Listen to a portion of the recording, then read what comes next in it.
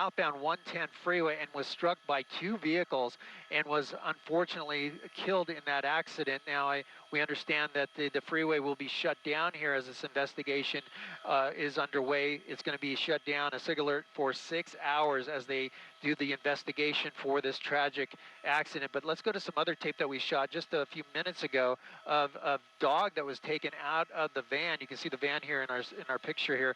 The animal control came and picked up a dog that was in the front seat and took that dog away, but unfortunately the driver of the stolen vehicle was killed here, hit by two vehicles as he fell into the southbound lanes of the 110 freeway. Again, the traffic backup is all the way back to the 5 freeway on that northbound side. You can see the traffic backup here, and the southbound lanes are as well closed at Avenue 52. That's the latest overhead up in Sky 5. I'll send it back to you in the studio. Gil, thank you. A devastating scene in Huntington Beach. Twisted metal and shattered bicycle parts strewn across PCH after a suspected DUI driver slams into 3 cyclists and takes off. One of those cyclists died at the scene. 2 others were rushed to the hospital with serious injuries. KTLA's Mary Beth McDade is live in Garden Grove with more on the victims and the woman accused of running them down. MB?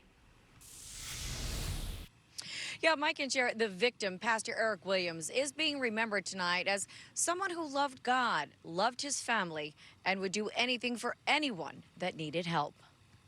I lost one of my best friends. I'm sorry. He's absolutely one of the nicest people in the world. Do anything for anybody, anytime. They're talking about their friend and fellow cyclist, Pastor Eric Williams of Garden Grove. They, along with Williams, are members of a Long Beach cycling group called the Freddies. Williams, along with 2 other members, were out for a morning ride on Monday in Huntington Beach when they were struck on PCH near Newland Street by a Mercedes E-Class. Williams was killed, and the other 2 were taken to a hospital with severe injuries. I was devastated. All 3 of the young men hit today were good friends of mine. They are probably 3 of the best individuals that I have in my life. They tell us Williams was a pastor at Community Church of West Garden Grove and married with 4 young children. I feel sorry for his 4 young children and his wife. It's just heartbroken. They're all under 14 years old. Police say the driver of the Mercedes is 43-year-old Amber Calderon of Long Beach. They say after she hit the bikers, she continued driving for another half-mile before stopping. Authorities tell us that she was intoxicated and they found narcotics in her car.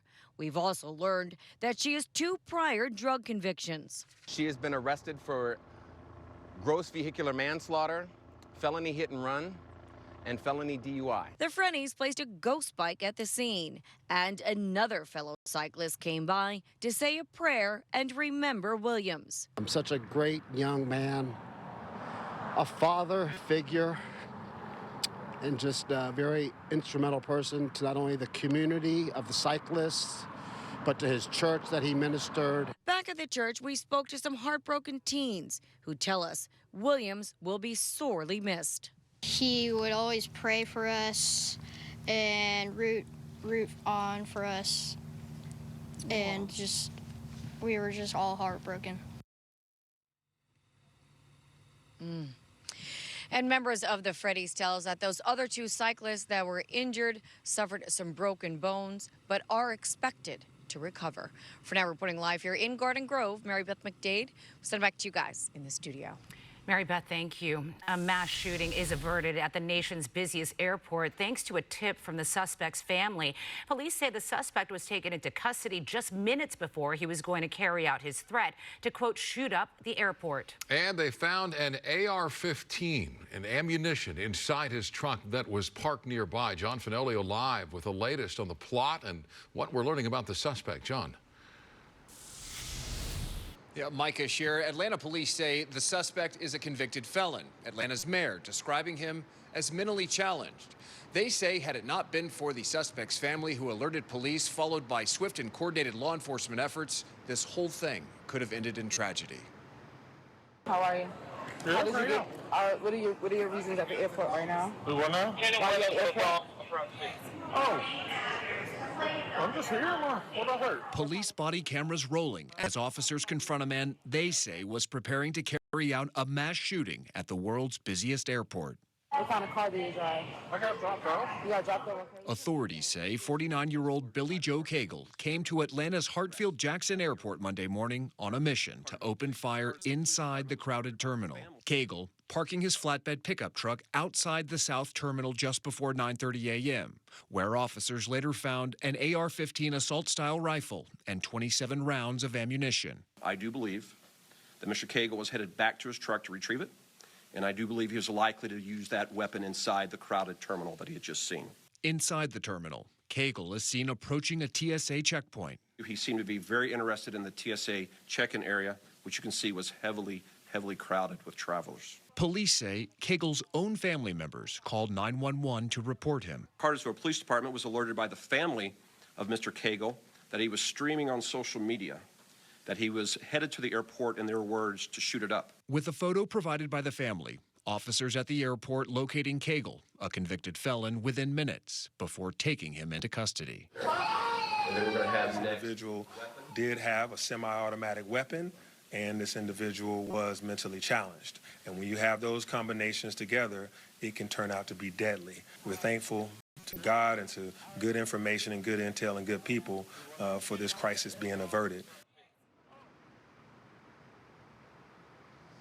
And tonight, Cagle is facing a handful of charges, including terroristic threats, criminal attempt to commit aggravated assault, and possession of a firearm by a convicted felon. No one was hurt in this ordeal. I'm John Fenolio, sending it back to you two in the studio. Thank you, John. LA Mayor Karen Bass and Long Beach Congressman Robert Garcia are calling for a congressional investigation into what they describe as the unlawful and unconstitutional detainment of U.S. citizens by federal agents without warrants or probable cause. Bass and Garcia want to know why 170 U.S. citizens have been detained allegedly without access to attorneys. They say the actions of ICE agents are unconstitutional, unacceptable, and un-American. And it's important that we say today that what is happening to undocumented immigrants is also happening to U.S. citizens, which means that this can happen to anyone. We want to understand what they're doing in our neighborhoods, how it is being funded. The Trump administration has maintained that federal immigration enforcement focuses on the removal of violent criminals in the country illegally. They deny allegations that detainees are mistreated or held in substandard facilities while in custody. Today, a three-judge panel with the Ninth Circuit Court of Appeals overturned a temporary restraining order ruling that the Trump administration can deploy the National Guard in Portland. The 2-1 ruling lifted a temporary block on the deployment of Oregon soldiers by Judge Karen Immergut of the Federal District Court for the District of Oregon.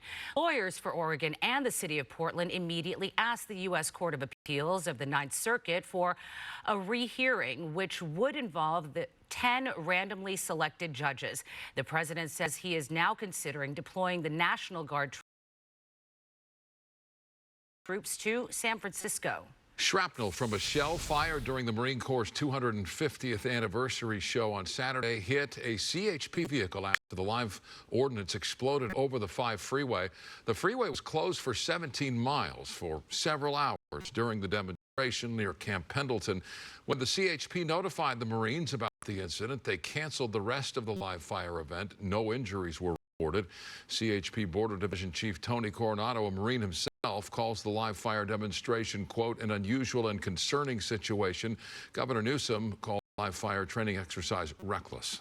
An investigation is underway after a customer shot and killed a man inside a Compton beauty supply